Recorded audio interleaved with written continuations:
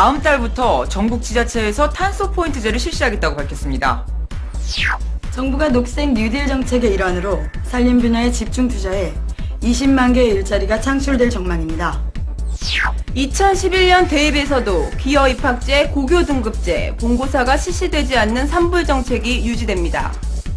솔직한 뉴스, 당당한 뉴스, 화끈한 뉴스, 숨김없이 모든 걸 보여드리겠습니다. 네이키드 뉴스 지금부터 시작합니다.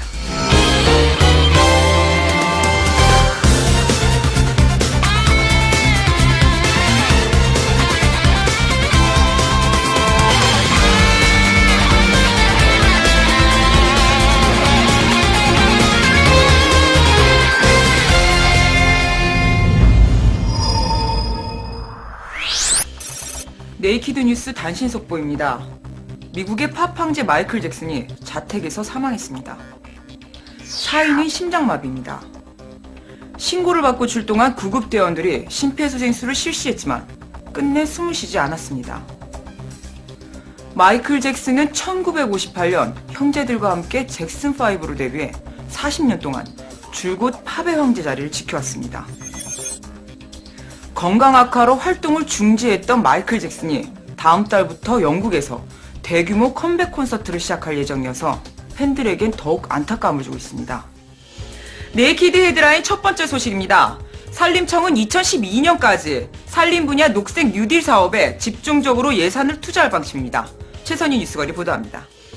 산림청은 정부의 녹색 뉴딜 정책 중 산림 자원의 조성과 활용 확대, 녹색 생활공간 조성 분야에 2012년까지 3조 2천억 원을 투자할 계획입니다.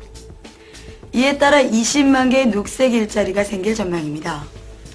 산림 분야 녹색 뉴딜 사업의 세부 추진 계획은 100만 헥타르가 넘는 녹색 숲을 가꿔 산림의 탄소 흡수원을 확보하고 산물 수집을 확대해 산림 바이오매스의 활용도를 높일 계획입니다. 또한 기후변화에 대응해 묘목 생산을 확대하고 경제력 육성 및 지속 가능한 산림 경영을 통해 녹색 성장 기반을 조성할 예정입니다. 산촌 지역을 중심으로 산림 부산물 에너지 자원으로 활용하는 탄소 순환 마을을 조성하고 산림 서비스 증진 산업과 생활림 조성 관리 사업을 운영합니다. 정부와 산림청은 이에 따른 조립 및 인도 사업 확대와 산림재해 예방 및 보건 사업 등이 추진되면 내년 대학 입시 제도에서도 산불 정책이 그대로 유지됩니다. 자세한 소식은 손민아 뉴스거리 보도합니다. 현재 고등학교 2학년이 치르는 2011년 대입에서도 기여 입학제, 고교 등급제, 본고사가 금지됩니다. 한국대학교육협의회는 어제 2011학년도 대학 입학 전형 기본사항을 발표했습니다. 아울러 올해부터 각 대학에서 입학사정관 전형이 확대되면서 각 대학은 미리 입학사정관의 평가 기준을 수험생이나 학부모에게 알려야 한다는 내용이 추가됐습니다. 발표된 내용에는 공교육의 정상화와 학생 선발 시 공정성과 합리성을 기본으로 학생의 잠재력과 발전 가능성을 종합적으로 반영해야 한다는 대입 전형 선진화 조항도 신설됐습니다. 모집 시기는 수시와 정시, 추가 모집으로 구분되고 올해와 같이 수시 1학기 모집은 실시되지 않습니다. 대교협은 대입 전형의 급격한 변화에 따른 수험생의 혼란과 우려를 최소화하고 대입 전형 업무를 안정적으로 진행하기 위해 작년과 비슷한 대입 전형을 유지한다고 밝혔습니다. 내년에 실시되는 2011학년도 대입 입시에서 산불 정책이 그대로 유지됩니다. 하지만 입학사정관제의 확대와 논술 다양화, 대학별 전형이 달라서 수험생들은 꼼꼼하게 살펴야 될 것 같습니다. 교육은 백년지대계입니다. 언제쯤 우리나라에서도 매년 야금야금 바뀌는 교육정책이 아닌 100년을 변함없이 이어져가는 교육정책이 나올까요? 지금까지 손민아 뉴스거리였습니다. 환경부는 다음 달부터 전국 88개 지자체를 대상으로 탄소 포인트제를 본격적으로 시행합니다. 탄소 포인트제는 가정과 상업 건물의 수도, 전기, 가스 사용량을 절약하고 아낀 만큼 온실가스로 환산해 포인트를 발급하는 제도입니다. 발급된 포인트는 캐시백 카드에 적립해 현금처럼 사용하거나 지자체에 따라서 아파트 관리비, 교통카드, 주차권, 그리고 쓰레기 봉투로 지급하는 경우도 있습니다. 또한 이 제도는 1포인트당 3원 이내의 인센티브를 제공하여 온실가스 감축을 실천하는 프로그램입니다. 탄소 포인트 산출 방법은 과거 2년을 기준으로 사용한 전기, 가스, 수요량에 비해 아껴 쓴 절감량입니다. 환경부는 인센티브 지급 금액의 50%를 국고로 지급하며 해당 지자체와 지역 주민이 직접 운영할 수 있는 온라인 운영 프로그램을 구축해 지원할 계획입니다. 수도권 4인 가구의 경우 탄소 포인트제를 시행할 때 월 평균 9,000원의 절감 효과가 나타납니다. 기후변화에 대응하고 자원을 절약하는 데 기여할 탄소 포인트제도. 한정된 자원을 아껴 쓰는 것뿐만이 아니라 제대로 잘 사용하는 것이 환경을 생각하는 진정한 배려가 아닐까요? 지금까지 네이키드 헤드라인 김지원이었습니다. 제33차 유네스코 세계문화유산위원회는 수도권의 왕릉부터 강원도 장릉까지 조선왕릉 40기를 세계문화유산 목록에 올리겠다고 발표했습니다. 유네스코는 보고서에서 한 왕조 무덤이 고스란히 남아있고 500년이 넘는 조선 왕조의 독특한 건축 양식이 잘 보존되어 있어 세계유산적 가치가 있다고 등재 이유를 밝혔는데요.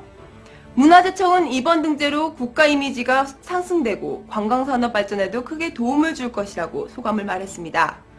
또한 세계문화유산이 위험에 처했을 때 유네스코의 기술과 재정을 지원받을 수 있다는 점도 이점으로 꼽았습니다. 이번 조선왕릉의 등재로 우리나라는 석굴암, 불국사, 해인사 장경판전을 포함해 9건의 세계문화유산을 가진 나라가 됐습니다. 문화재청은 조선왕릉 등재를 기념해 앞으로 2주 동안 조선왕릉을 무료로 개방하기로 결정했습니다. 또한 다음 달 15일에는 조선왕릉 대국민 보고회를 개최할 예정입니다. 하지만 앞으로가 더 중요합니다.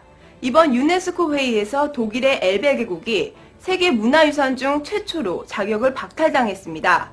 관리 소홀로 인한 문화재 가치가 크게 훼손됐다는 게 이유였습니다. 세계유산을 잘 유지하고 보존하기 위해서는 정부의 문화재 보호 정책과 사후 관리, 국민들의 꾸준한 관심이 필요합니다. 지금까지 손민아 뉴스거리였습니다. 어제 이명박 대통령이 일본의 아소다로 총리와 정상회담을 마치고 귀국했습니다. 한민경 뉴스거리 보도합니다.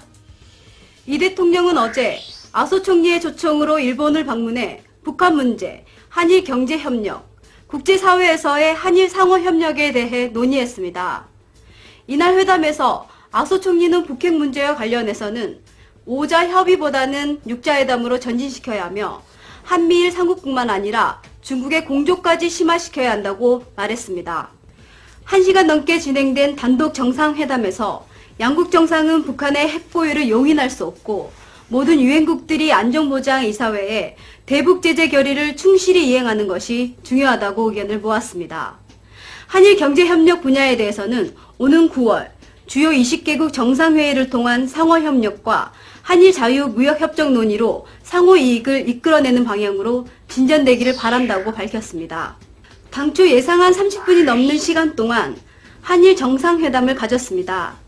하지만 이에 따라 가정에서는 한 달에 2,000원가량을 더 내게 됩니다. 이번 발표에는 정부의 출산장려 정책에 따라 3자녀 이상 자녀를 둔 가정의 전기요금은 20% 인하되는 방안도 포함됐습니다. 지경부는 요금 인상 이유에 대해 작년부터 누적된 원가 인상 요인을 한전과 가스공사가 자구책으로 해소하기 어렵다고 밝혔습니다. 또한 현재 전기요금 수준이 적정 공급 원가에 못 미치고 가스공사의 경우 재무구조가 취약해 요금 인상이 불가피하다고 발표했습니다. 이와 함께 전기 가스요금뿐만이 아니라 술과 담배 같은 외부 불경제 품목의 세금 인상도 검토하겠다고 기획재정부가 밝혔는데요. 이와 함께 전기, 가스요금뿐만이 아니라 술과 담배 같은 외부 불경제 품목의 세금 인상도 검토하겠다고 기획재정부가 밝혔는데요. 올해부터 2013년까지 중장기 재정 계획을 세워 재정 건전성을 회복 그리고 유지하겠다는 기획재정부 장관의 말이라 술과 담배 품목에 대한 세금 인상에 더욱 힘이 실리고 있습니다. 하지만 공공요금 성격을 갖고 있는 전기 그리고 가스요금의 인상과 술과 담배의 세금 인상이 자칫 경제가 어려운 요즘 물가 상승으로 확산되는 건 아닌지 걱정스럽습니다. 지금까지 네이키드 헤드라인 김지원이었습니다.